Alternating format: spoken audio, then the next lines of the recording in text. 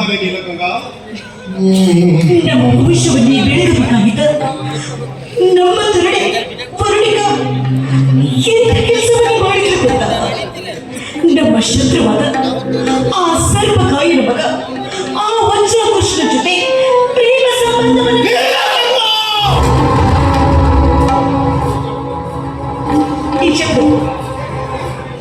ಲೆಕ್ಕವಿಲ್ಲದಷ್ಟು ಸ್ವಯಂವರವನ್ನು ಏರ್ಪಡಿಸಿದ್ರು ಕೂಡ ಮರಣಿಗಳನ್ನು ಬರೆಸುವವರ ಯಾರೂ ಸಿಕ್ಕಿರಲಿಲ್ಲ. ಆದ್ದರಿಂದ ಅವಳ ಆಯ್ಕೆ ಆ ಶಿವನ ಪ್ರಸಾದವೇ? ಅದೆಂದಿಗೂ ಸಾಧ್ಯವಿಲ್ಲ ನೀಲಗಂಗಾ, ಅದೆಂದಿಗೂ ಸಾಧ್ಯವಿಲ್ಲ. ಸಮಾಧಾನ ಪ್ರಭು, ಸಮಾಧಾನ. ಸಮಾಧಾನ? ಇನ್ನೆಲ್ಲಿಂದ ಸಮಾಧಾನ ನೀಲಗಂಗಾ? ಇನ್ನೆಲ್ಲಿಂದ ಸಮಾಧಾನ? ಸಾಮ ದಾನ ಭೇದ ದಂಡ ಇವೆಲ್ಲವೂ ನಮ್ಮ ರಾಜನೀತಿಯಲ್ಲಿ ಅನುಸರಿಸುವ ಮಾರ್ಗ. ಪ್ರಜೆಯಾದರೂ ಸರಿ, ಸುತೆಯಾದರೂ ಸರಿ, ತಪ್ಪಿಗೆ ದಂಡವೇ ಯೋಗ್ಯ. ಶಿವ ಶಿವ, ಬೇಡ. ಜನ್ಮದಾತ ಯಾರು ಅಂತ ಗೊತ್ತಿರದ ಆ ಮಗು, ಅನಾಥ ಮಗು ಅಜೇಂದ್ರನಿಗೆ ತಾಯಿ ಸ್ಥಾನ ನೀಡಿದವಳು ವರುಣಿಕಾ. ಜನ್ಮ ನೀಡಿದ ತಂದೆ ಈ ಹೊತ್ತು ಬರಬಹುದು, ನಾಳೆ ಬರಬಹುದು ಅಂತ ಸದಾ ಶಿವನ ಸನ್ನಿಧಿಯಲ್ಲಿ ಬದುಕುತ್ತಿರುವ ಆ ಅಜೇಂದ್ರನಿಗೆ ಪ್ರೀತಿ ವಾತ್ಸಲ್ಯ ನೀಡಿದವಳು ನನ್ನ ಸುತೆ ವರುಣಿಕಾ. ಬಹುಜನ ಸುಖಾಯ ಬಹುಜನ ಹಿತಾಯ ಎಂಬ ತತ್ವಕ್ಕೆ ಕಾರಣೀಕರ್ತರಾದವರು ತಾವು.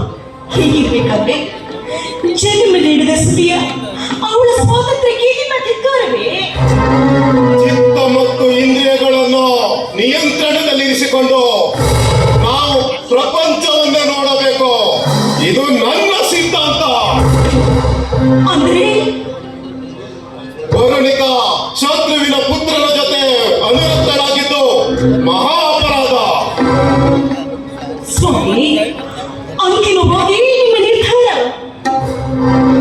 ಯುವರಾಣಿ ವರುಣಿಕಾ ವಜ್ರಕೋಶದೊಂದಿಗೆ ವಿವಾಹವಾದರೆ ಇದೇ ಖಡ್ಗದಿಂದ ನನ್ನ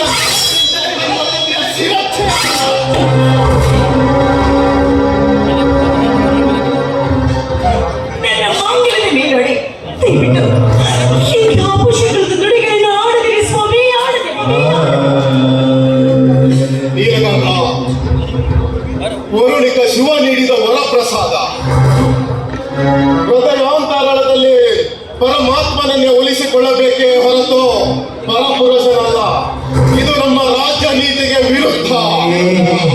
ಮಹಾರಾಜ, ಈ ರೀತಿ ಭಾವಗಳಿಗೆ ಒಳಗಾದ್ರೆ ಪ್ರಜೆಗಳ ಗತಿ ಏನು? ನೀಲಗಂಗಾ, ಸತ್ಯ ಧರ್ಮಕ್ಕಾಗಿ ನಮ್ಮ ಶಿರ ಧರೆಗುರುಳಿದರೂ ಚಿಂತೆ ಇಲ್ಲ. ವಾಂಚಿತಪುರದ ಘನತೆ ಗೌರವ ಎಂದು ಶಿರ ನೆಲಗೊಳ್ಳಬಾರದು. ಇದು ಈ ಮಹಾರಾಜ ಹಂಸಾನಂದನ ತತ್ವ. ಸ್ವಾಮಿ, ಈ ನಿಮ್ಮ ಕೋಪ ಆವೇಶ ಮೋಡದ ನೆರಳಿನಂತೆ ಕ್ಷಣಿಕ. ನಡೆದಿ ನಮ್ಮ ಕಂದ ಅಜೇಂದ್ರ ನಮ್ಮ ದಾರಿಯಲ್ಲಿ ಕಾಯುತ್ತಿರಬಹುದು. ಶುಚಿಭೂತರಾಗಿ ಶಿವನ ಸನ್ನಿಧಿಗೆ ತೆರಳೋಣ. ನೀಲಗಂಗಾ, ನೀನು ನನ್ನ ಸಹಧರ್ಮಚಾರಿಣಿ. ಅಧರ್ಮಕ್ಕೆ ಯಾವತ್ತೂ ತಲೆ ತಗ್ಗಬಾರದು, ತಲೆ ತಗ್ಗಿಸಲೂಬಾರದು. ನಿನ್ನ ಒಡೆಯ ಯಾರೋ ಹಂಸಾನಂದ ಮಹಾರಾಜ. ಪ್ರಜೆಗಳಿಗೋಸ್ಕರ ಪ್ರಾಣ ನೀಡಲು ಸಿದ್ಧ. ಅದೇ ಪ್ರಜೆಗಳಿಂದ ತಪ್ಪಾದರೆ ತಲೆ ತೆಗೆಯಲು ಸಿದ್ಧ. ನೀಲಗಂಗಾ,